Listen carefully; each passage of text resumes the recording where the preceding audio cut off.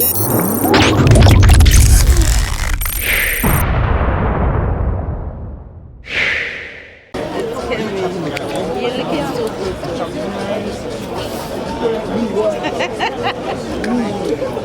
we going to get these pictures? It's not about just taking the pictures.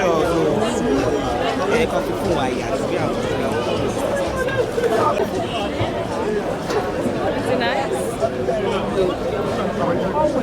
I'm trying my best to give you the best. Thank you. Thank you.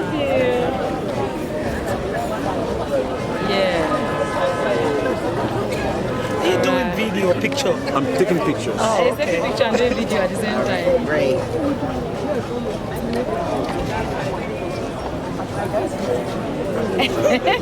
Officer, yeah, get his number. Send it to me. It's not much. She told me by Iyabo Market. Yeah, my love. Birthday girl.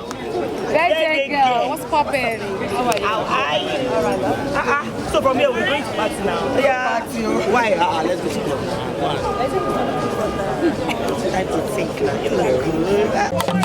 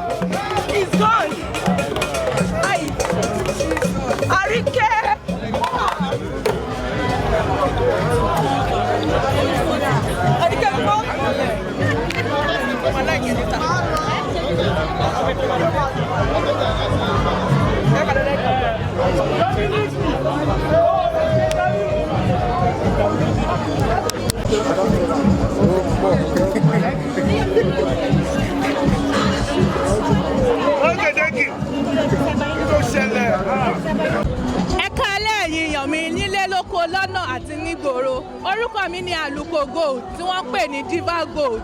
Mo jẹ́ actor, mo jẹ́ skit maker, mo jẹ́ entertainer. Mo máa influence fún aṣọ náà. Lálẹ́ yìí mo wà ní premiere Ijakumo. Lálẹ́ yìí mo fẹ́ kí ẹ expect entertainment. Nothing but fun. Gbogbo nǹkan tó máa ṣe ní ìbàyí, ó máa mú ara yín yá. Ó yẹ kẹ́ mu àti Toyin tẹ́lẹ̀. Wọn kì í mọ̀fọ̀, wọn sì ní mú òfò lélẹ̀ láṣẹ Òdùmarè.